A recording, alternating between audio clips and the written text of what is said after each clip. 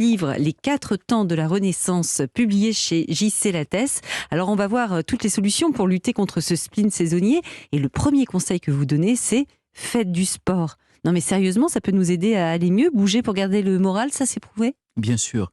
Vous savez, il y a une étude qui est sortie cette semaine qui montre que les antidépresseurs agissent beaucoup mieux et toutes les thérapies de la dépression agissent beaucoup mieux dès qu'on bouge. Quand on bouge, alors là pour le coup vous me parliez d'un rationnel biologique, on a un effet, on va augmenter ses endorphines, vous en apercevez d'ailleurs, quand vous avez bougé, vous avez moins mal, vous avez un peu des contractures, mais l'endroit où vous aviez mal, vous avez moins mal, et on augmente un facteur considérable qui est le facteur de croissance des neurones. On prévient l'Alzheimer, on entretient sa mémoire. Alors, on devient plus intelligent en bougeant ? Déjà, en tout cas, on oublie moins. On oublie moins. Mais vous savez, plutôt que de faire des mots croisés terribles ou d'entraîner son cerveau en étant assis à sa table tout l'hiver, on sort, on bouge. Il y a une étude munichoise formidable qui vient de montrer que quand on marche 10 minutes dans le froid, nos copains munichois le savent. Ils ont l'habitude. Pendant 10 minutes, on va augmenter de 30% son rythme cardiaque et en même temps, on augmente de 30% son niveau de bien-être. 10 minutes, on les fait marcher 10 minutes. C'est pas grand-chose en plus, 10 minutes, c'est faisable. C'est pas grand-chose. Ouais. Donc vous voyez, ce qu'on attend, c'est pas le marathon, c'est pas l'épuisement chaque jour, c'est même pas la performance. Nos collègues cardiologues disent qu'il faut muscler son cœur. Pour muscler ses émotions, il faut juste ne pas être sédentaire. Il faut résister à cette tendance que nous donne la météo. Et on a le droit de mettre un manteau quand même, marcher. On a le droit de mettre un manteau, absolument. On a le droit de mettre un manteau. On a le droit aussi de mettre des chaussures de marche. On est programmé pour se dire, au printemps, je commence à bouger. En hiver, j'arrête de bouger. Et peut-être qu'une des choses qui nous déprime le plus, c'est cette sédentarité un peu conventionnelle qui nous paraît obligatoire l'hiver. Alors, c'est moins naturel. Il y a moins de tentation de marcher au soleil. Mais il va falloir chercher toutes les occasions. On a même vu que quand vous marchez à l'extérieur, vous allez voir du bleu. Là, on a un peu de bleu dans le studio. Oui, nous, c'est bien. On triche un peu. Tout est bleu. Du vert. Et que ces effets des couleurs, ces effets de l'air, donc les quelques moments d'ensoleillement ou les quelques moments de lumière, il va falloir en profiter. Bien sûr qu'il y a des techniques de luminothérapie, mais on a à notre portée cette capacité à s'immerger dans la lumière au moins 10 minutes par jour. Donc on sort de cette idée, l'hiver, je me cocoune, je reste sur moi. L'hiver, je continue à bouger de manière raisonnable. Alors, autre technique contre le spleen que vous prodiguez, c'est opter pour le changement. Je veux dire, par exemple, refaites votre décoration dans votre salon. Julie, elle adore tout ça, ranger, changer les meubles de place, tout ça. Et d'ailleurs, elle est tout le temps de bonne humeur. Je ne sais pas si c'est lié à cette manie de ranger, de tout changer de place, mais comment ce changement agit sur notre cerveau ? Alors, il y a une recherche très étonnante qui a étudié avec la personnalité les gens qui ont plutôt tendance à changer, à bouger, et ceux qui sont dans la routine. Et on s'est aperçu que ceux qui ont ce qu'on appelle un niveau élevé de recherche de nouveautés, de recherche de changement, vont plutôt mieux, résistent notamment plus. On s'en est aperçu pendant la pandémie. Vous voyez, qu'est-ce qui n'a pas changé quand on s'est retrouvé du jour au lendemain confiné ?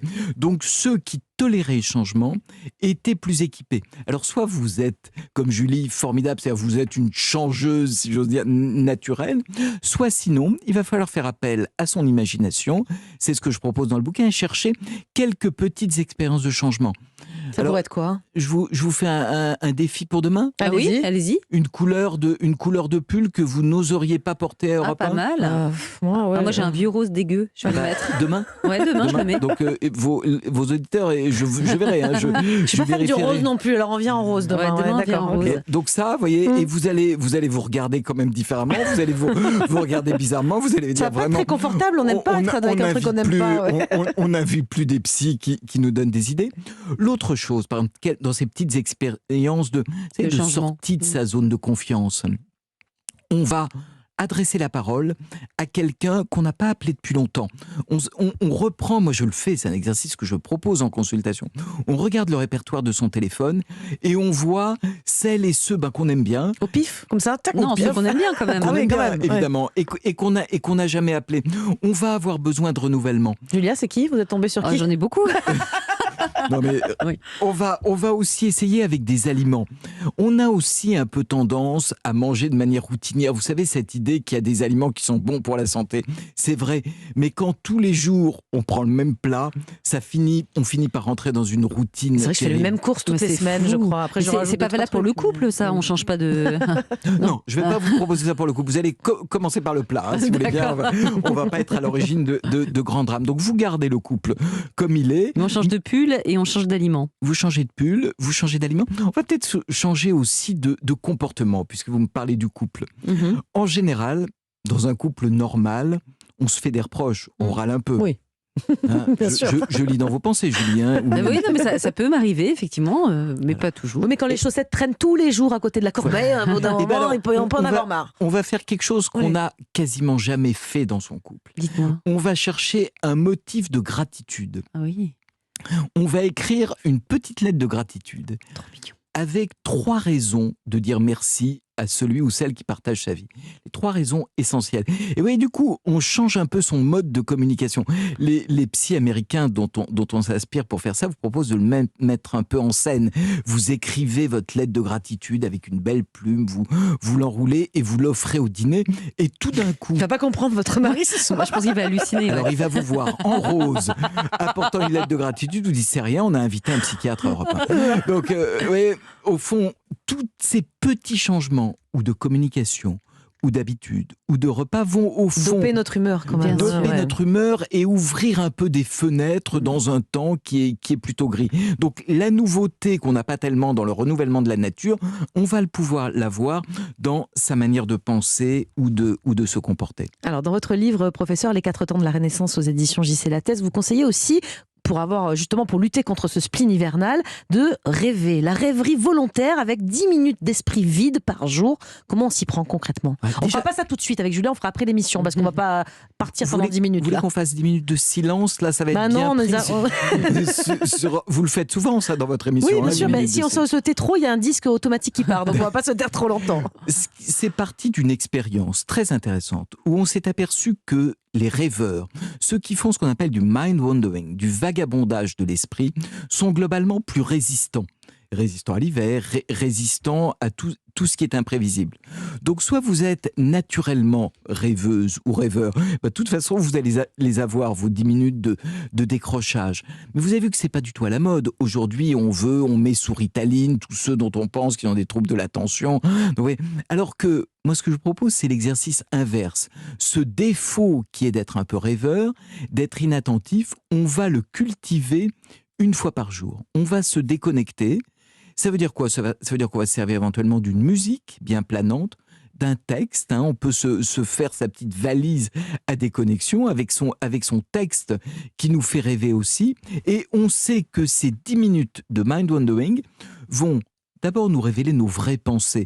Parce que dès qu'on se déconnecte, ce qui apparaît, ce qui émerge, c'est pas des préoccupations matérielles, c'est les choses qui nous concernent vraiment. Et on va en sortir tout à fait régénéré. Donc vous voyez, plutôt que d'essayer de se contraindre tout le temps, vous parliez de développement personnel. Je suis personnellement assez contre le développement personnel au sens de je vais contre ma nature, j'organise mon emploi du temps. Moi, je propose plutôt des petites effractions de comportement et des petites défense de ce qui est considéré comme les défauts. Vous voyez, un peu d'impulsivité, un peu de rêverie. Ces moments-là sont au fond des moments qui nous font du bien. On est d'accord que si on fait une petite dépression saisonnière, il n'y a pas besoin de médicaments. Vous parliez de Ritaline, tout ça, mais on ne prend pas de médoc. Il n'y a rien entre la maladie et l'émotion. La maladie, ça se traite avec les médicaments. L'émotion, ça se respecte et ce n'est en aucun cas une maladie. Vous savez, c'est comme les antibiotiques. Mes copains infectiologues le disent. C'est pas automatique. Voilà, vous l'avez appris.